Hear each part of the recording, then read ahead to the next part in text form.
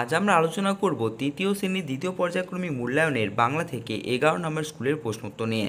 দেখো, প্রথমেই আছে একটি বাক্যে উত্তর দাও। প্রথম প্রশ্ন, নৌকাযাত্রা কবিতায় নৌকাটি কোথায় বাঁধা আছে? উত্তর হবে রাজগঞ্জের ঘাটে।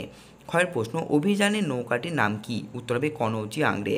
গয়ের প্রশ্ন, গাছেরা আজও মানুষের কি কি উপকার করে? উত্তর হবে ফুল ফল, O2 মানে অক্সিজেন, বৃষ্টি দেয়, রোদে থেকে বাঁচায়। ঘরের প্রশ্ন, বাবুই গিন্নি কি উপহার দিয়েছিল? উত্তর হবে লিপিতে জুঁই ফুলের রুমাল বুনে দিয়েছিল। এরপরে প্রশ্ন, একা একা থাকার বিপদ কোথায়? উত্তর হবে একা থাকলে শক্তি কমে যায়, একত্রে থাকলে শক্তি বাড়ে। একা থাকলে বিপদের মোকাবেলা করা যায় না। 2 নম্বর আছে, দেখো শূন্যস্থান পূরণ করো। তো কয়ের উত্তর হবে মার্কিন যুক্তরাষ্ট্রের নিউ মেক্সিকো প্রদেশের রাজধানী শহর। স্প্যানিশ ভাষায় সান্টা ফে নামটির অর্থ পবিত্র বিশ্বাস। এটি পর্যটকদের অন্যতম পছন্দের জায়গা। জায়গাটির নাম সান্টা ফে। ক্ষয়ের উত্তর হবে উত্তর কলকাতার একটি প্রাণাঞ্চল আর বনেদি পাড়া। আগে এই অঞ্চলটির নাম ছিল সুতানুটি। জায়গাটির নাম শ্যামবাজার। ক্ষয়ের প্রশ্ন আছে, 3 নম্বর প্রশ্ন আছে, দেখো কস্তম্ভের সঙ্গে খস্তম্ভ মিলিয়ে লেখো। তো পর্যটন থেকে হবে নীরেন্দ্রনাথ চক্রবর্তী, নৌকাযাত্রা থেকে হবে রবীন্দ্রনাথ ঠাকুর, ঢেউয়ের তালে তালে হবে পিনাকিরঞ্জন চট্টোপাধ্যায়, গাছ বসাবো হবে কার্তিক ঘোষ, সাথী থেকে হবে অবনীন্দ্রনাথ ঠাকুর এবং আরাম থেকে হবে শঙ্খ ঘোষ।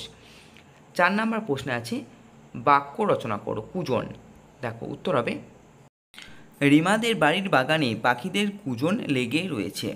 এরপর আছে গল্প, রাতে ভূতের গল্প শুনলে গা ছমছম করে। 5 নম্বর আছে, দেখো বর্ণ বিশ্লেষণ করতে বলা হয়েছে। তো 5 নম্বর বর্ণ বিশ্লেষণগুলি তোমরা ভিডিওটি পজ করে দেখে নেবে, ঠিক আছে। এরপর দেখো 6 প্রশ্ন আছে। 6 প্রশ্ন বলেছে সঠিক বানানটির তলায় দাগ দাও। তো প্রথমে উত্তর হবে অভিযান। এরপর আছে দেখো পৃথিবী, পয়রি থয়সি বয় দীর্ঘই। এরপর 7 নম্বর প্রশ্ন আছে বর্ণ জুড়ে শব্দ তৈরি করো। তো কয়ের উত্তর হবে বলাকা এবং ক্ষয়ের উত্তর হবে শতদল। 8 নম্বর প্রশ্ন আছে দুটি করে সমার্থক শব্দ লেখো। মুখ আর বানর। তো এখানে উত্তর হয়ে যাবে মুখ থেকে হবে মুখমণ্ডল, মুখগহ্বর, বানর থেকে হবে কপি এবং শাখামৃগ। 9 নম্বর প্রশ্ন আছে, দেখো অর্থ লেখো। গর্জন থেকে হবে গম্ভীর চিৎকার, ভাব থেকে হবে সত্তা। 10 নম্বর প্রশ্ন আছে উচ্চারণগত পার্থক্যের কারণে স্বরবর্ণগুলিকে 3 ভাগে ভাগ করা হয়েছে। প্রথম দুটি উদাহরণ লেখো। তো হস্যস্বর হবে অ, হস্য এবং হসু। দীর্ঘস্বর হবে আ, দীর্ঘই এবং দীর্ঘ। আর যৌগিক স্বর হবে, এটি করে দেওয়া আছে।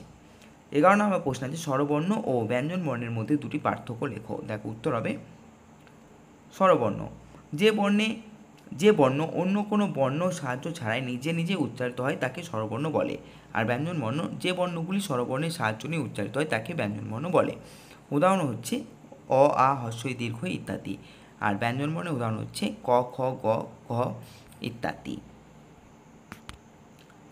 12 নম্বর প্রশ্ন আছে যে কোনো একটি বিষয় অবলম্বনে 5টি 6টি বাক্যে অনুচ্ছেদ রচনা করো। তো এখানে আমি তোমাদের জন্য ক্ষয়ের উত্তর অর্থাৎ গয়ের তোমাদের বিদ্যালয় এই রচনাটি বা অনুচ্ছেদটি করে দিয়েছি। বাকি তোমাদের 3টি অনুচ্ছেদের মধ্যে যদি তোমাদের কোনো অনুচ্ছেদটি দরকার হয় তবে অবশ্যই আমাকে কমেন্ট সেকশানে জানাবে, আমি তোমাদের উত্তর সঙ্গে সঙ্গে সেখানে প্রোভাইড করে দেবো।